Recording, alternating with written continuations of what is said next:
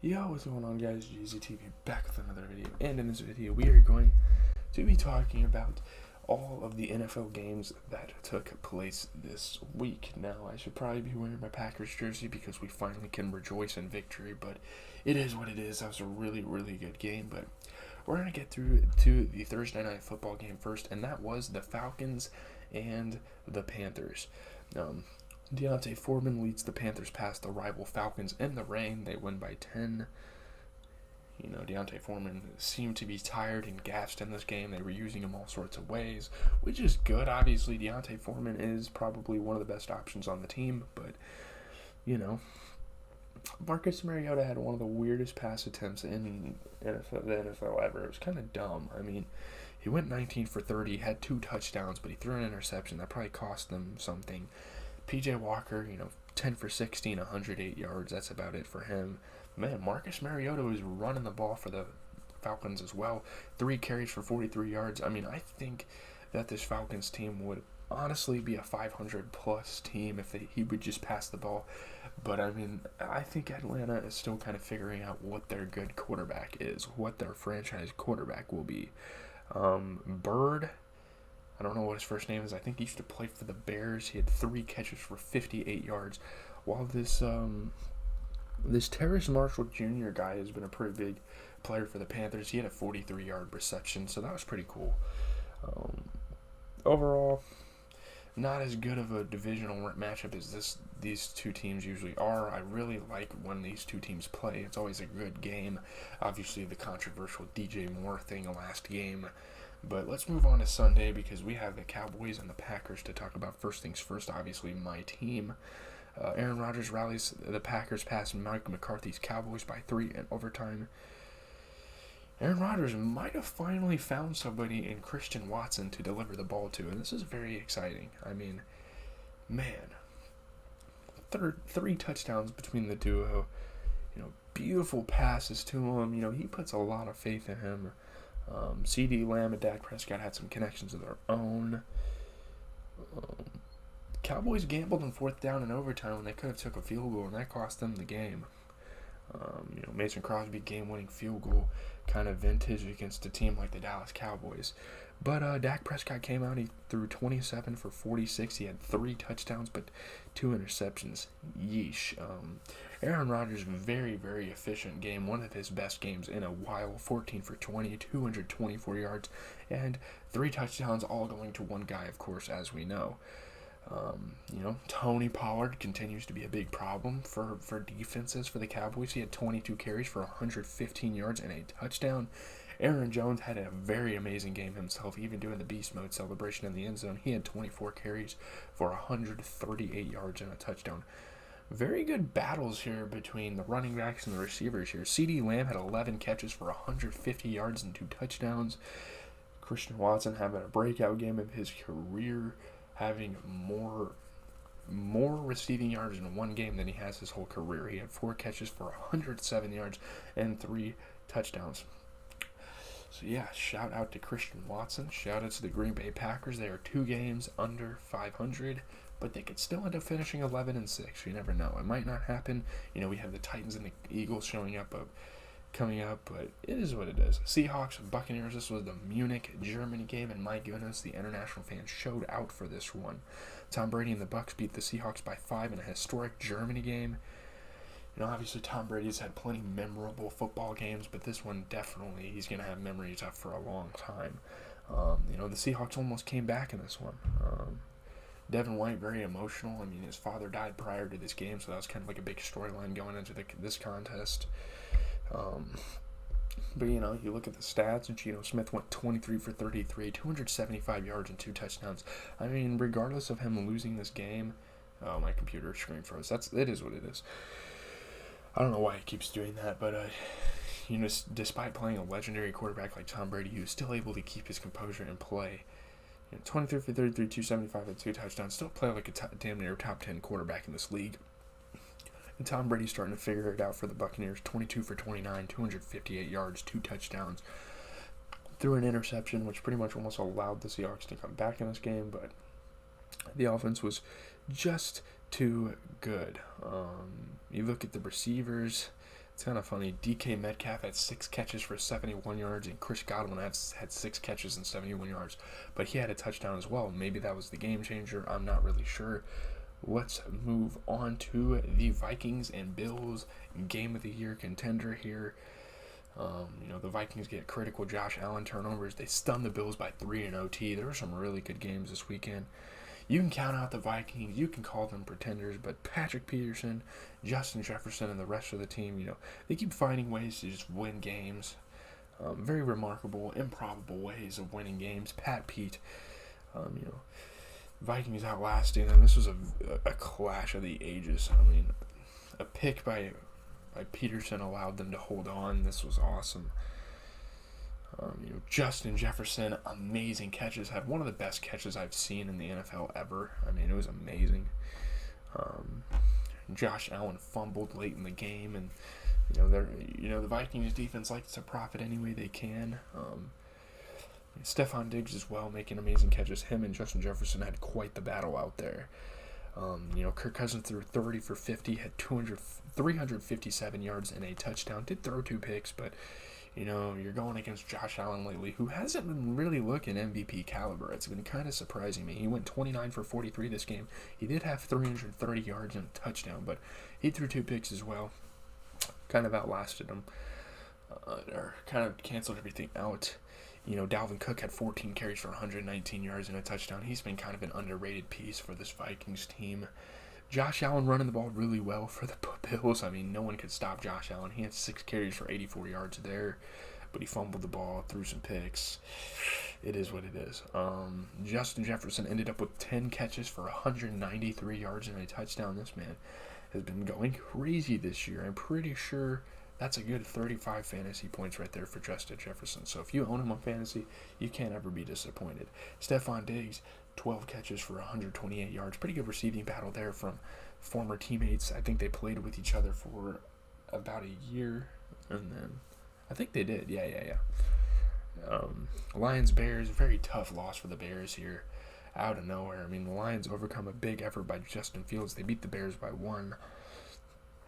And it looked like the Lions were on their way to another loss. They were in the 4th quarter. They were down by 14 points, but I look at the scoreboard. It seemed like minutes after I saw that the Bears were up 24-10, and it was just 24-24. I was like, what is happening? Jamal Williams with a big touchdown late in the game. Justin Fields, though, he was turning on the Jets this game. Jeff Okudah had a big pick 6. The Ohio State former teammates making plays on each other. Cole Kmet, wide open touchdown. 2 touchdowns, actually, so...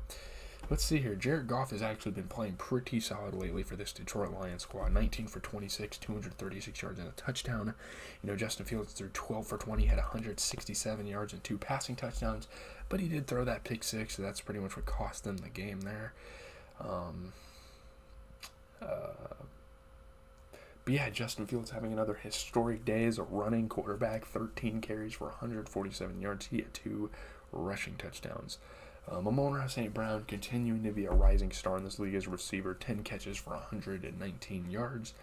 And then you had Cole Kmet with 4 catches for 74 yards and 2 touchdowns. So that is pretty cool. But yeah, tough loss, tough divisional game. Let's move on to the Broncos and the Titans. Ryan Tannehill returns, throws 2 touchdown passes as the Titans beat the Broncos. A very banged up Tennessee Titans team, but at least they get their starting quarterback back. Obviously the Broncos started the game really trying to stop Derrick Henry, and they succeeded to an extent, but this Westbrook Ekine guy, he's a really good option for the Titans. Late picks for Russell Wilson. There's really nothing new there. Yeah, Ryan Tannehill and that Westbrook connection is great. Jalen Virgil had his first NFL catch, and it was a touchdown, so that was cool. Prayers up for Jerry Jeudy. He suffered an ankle injury. He's already suffered a lot of injuries in his career. Hopefully he can get better soon from that. But Russell Wilson, he threw 21 for 42, had 286 yards and a touchdown, but he threw a late pick. Looking at Ryan Tannehill, pretty good return here for the guy. 19 for 36, 255 yards and 2 touchdowns. Yeah, Jalen Virgil had his first NFL catch, and it ended up being a 66-yard receiving touchdown. But Westbrook-Kynes was a very big guy for this Titans team. 5 catches for 119 yards and 2 touchdowns. Maybe Robert Woods is hurt, and that's why they were going to him. I'm not really sure. Usually they have him as an option, but Titans win. They're a 6-3 ball club. That's pretty awesome. We move on to the Jaguars and Chiefs. Patrick Mahomes throws 4 touchdown passes as the Chiefs beat the Jaguars by 10. Rolling through the defense. And Andre Sisco with the helmet-to-helmet to Juju Smith-Schuster. Very tough. Juju Smith-Schuster motionless on the turf. It pretty much was an attempt to take their momentum away. I know he might not have did it on purpose. People were like, oh, it's a clean hit. I don't know what you're talking about. I'm not going as far as saying that's a clean hit in this league, but I don't know. Valdez-Scantling and Mahomes made some connections. Christian Kirk over the shoulder grabs for the Jags. He's been playing great this season. Mahomes and Kelsey, they're going to connect any given moment in this game. Mahomes finding unlikely targets in gray every time. But yeah, prayers are for Juju because he's been a pretty decent piece for the Chiefs this season, and he just went down with an injury, so it is what it is. Trevor Lawrence, 29 for 40 through 2 touchdowns. Patrick Mahomes, 26 for 35, 331 yards, 4 touchdowns. Did throw a pick, but obviously their offensive arsenal kind of made up for that. Isaac Pacheco, despite a fumble, he played pretty good on Sunday. 16 carries for 82 yards. Christian Kirk, the guy that people were kind of shaming the Jaguars for paying high dollar, top dollar, he had 9 catches for 105 yards and 2 touchdowns. You look at the guy's stats, he's top 15 in receptions and yards. He's top 3 in receiving touchdowns. And although he's one of the worst, number 1 option receivers when it comes to rack, he's really a deep threat. So he's actually been playing really well for them this season. Travis Kelce had 6 catches, 81 yards, and a touchdown of his own. So yeah, good game for the Chiefs. Obviously, we know they're a dominant football team. Browns-Dolphins up next. Not really much of a game here. Pretty bad game.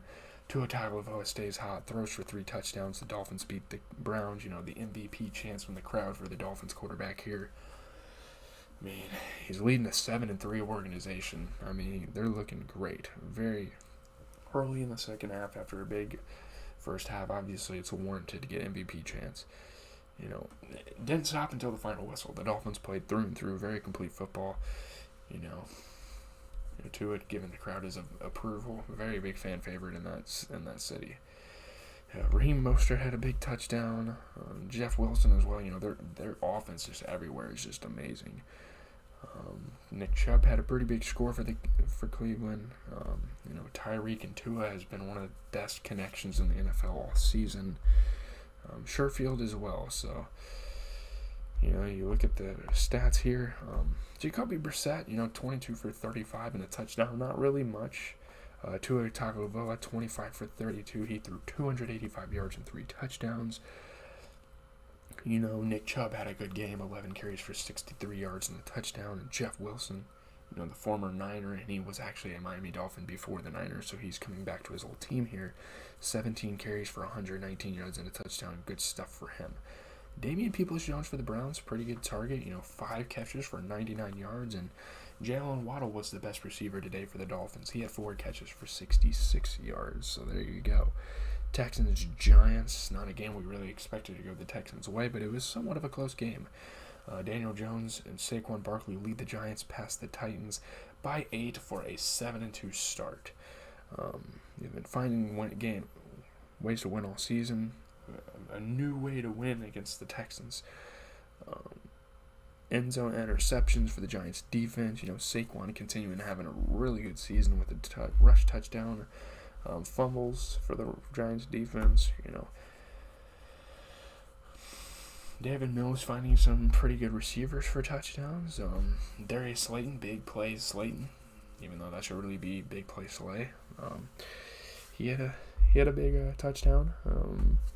But yeah, David Mills, 22 for 37 at 319 yards and a touchdown, but obviously an interception in a game like in a game against an opponent like the hot starting Giants that's not going to cut it. You know, Daniel Jones went 13 for 17, had 197 yards and 2 touchdowns.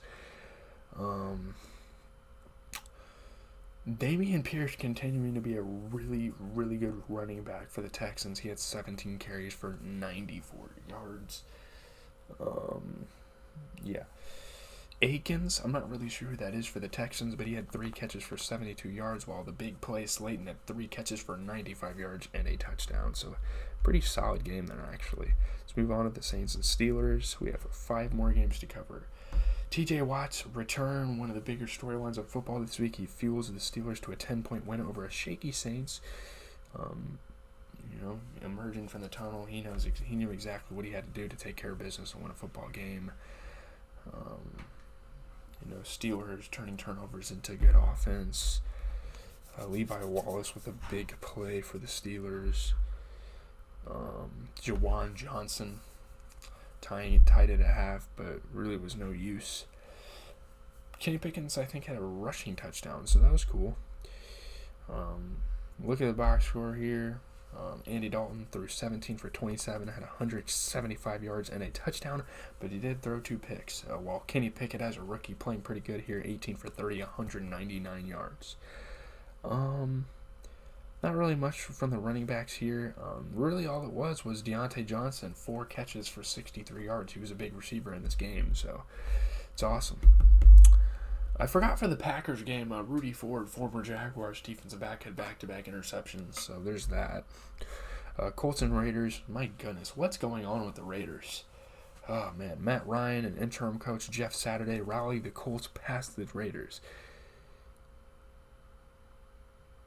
And Jeff Saturday kind of joked that the Colts will start calling zone read plays for 37-year-old quarterback Matt Ryan, which this freaking Raiders defense made him look like Lamar Jackson out there. I don't know how the hell you're letting him burst out for 36 yards.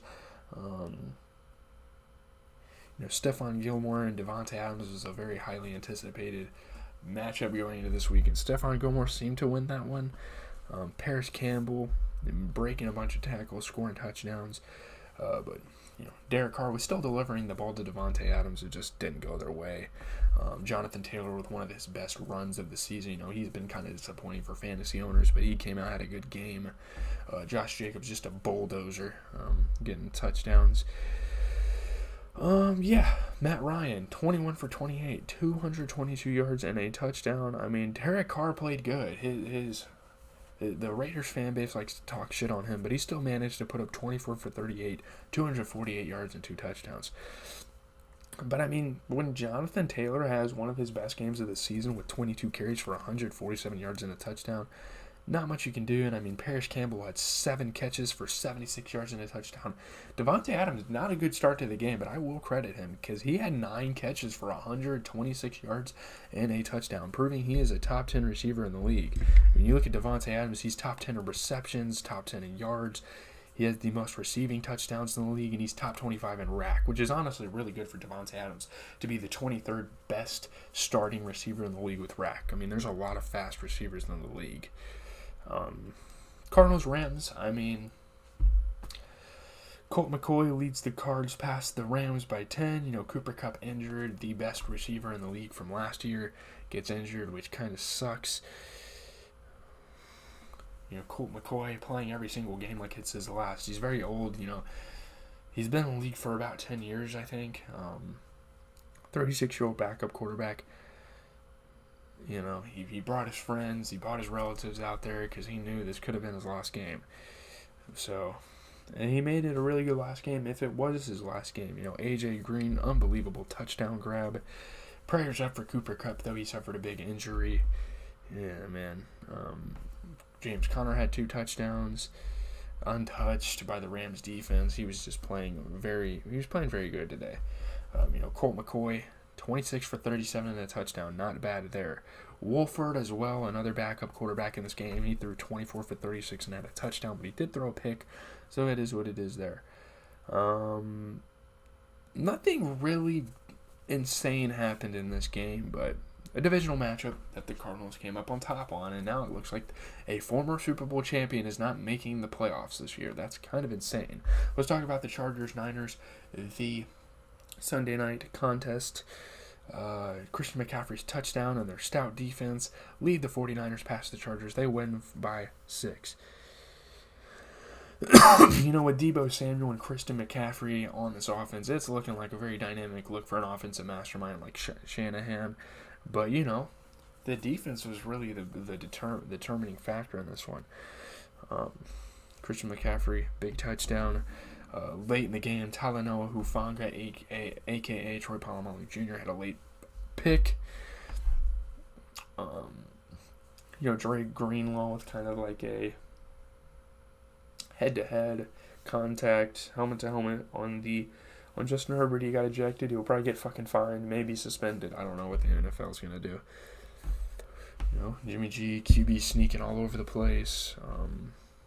DeAndre Palmer, actually a really good option here.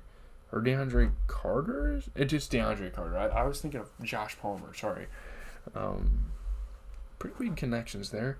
You look at Justin Herbert, he threw 21 for 35 for a touchdown, but he did throw a pick. Meanwhile, Jimmy Garoppolo getting exactly the pass yards I had on my predictor app. He went 19 for 28, and he threw for 240. He's playing really good football lately.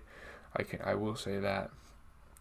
Yeah, you look at DeAndre Carter, he had 4 catches for 64 yards and a touchdown. And Brandon Ayuk, he is looking really good this season. 6 catches for 84 yards.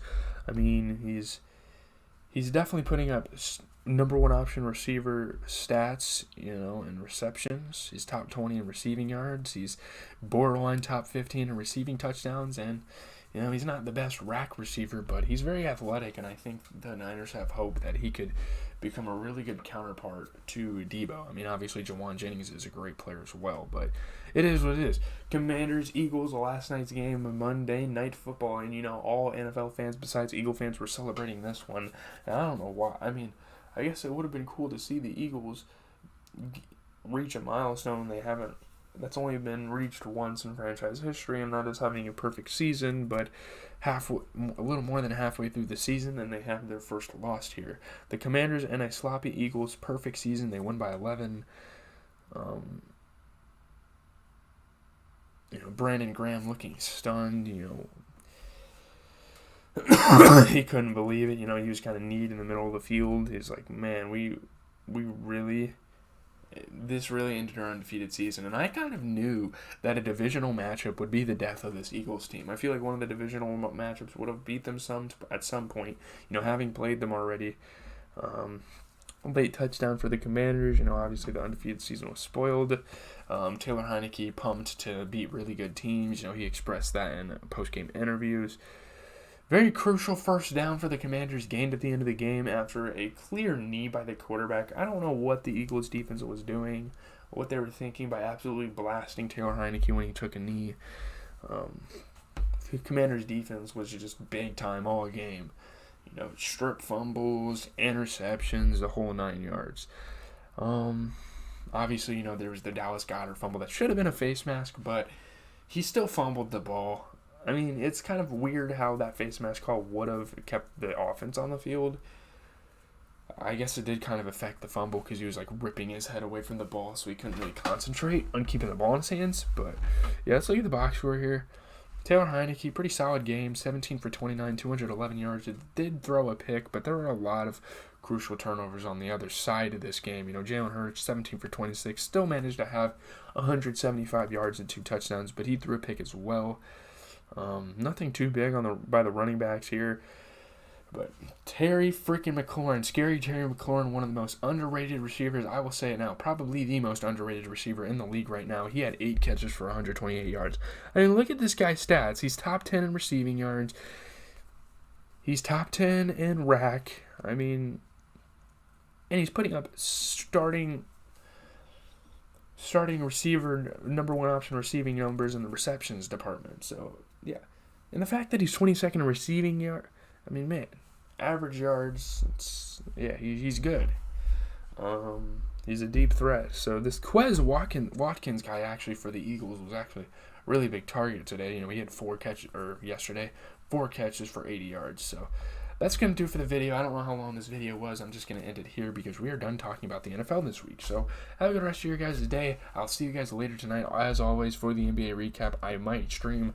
I don't know. I kind of tweeted that the during the week streams are kind of I mean, Thanksgiving next week, I'll probably stream every single night, so you guys have that to look forward to. But I'm about to go to lunch here in about 7 minutes. Take a little break from everything. Walk to lunch, come back, eat.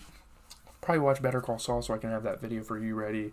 If you guys want to know my days, how it's going to go, I'm going to watch Better Call Saul and then kind of wait till I have to go to physics class, go to physics, come back, watch a movie, probably just chill out, maybe grind some 2K, probably go to dinner, probably shower, probably watch some basketball. I'm excited. There's going to be a lot of basketball on tonight, or five games. It's still a decent amount of basketball. I'm definitely going to be watching Grizzlies, Pelicans, and Clippers, Mavericks tonight. That's for sure. But I'm out, guys. Have a good rest of your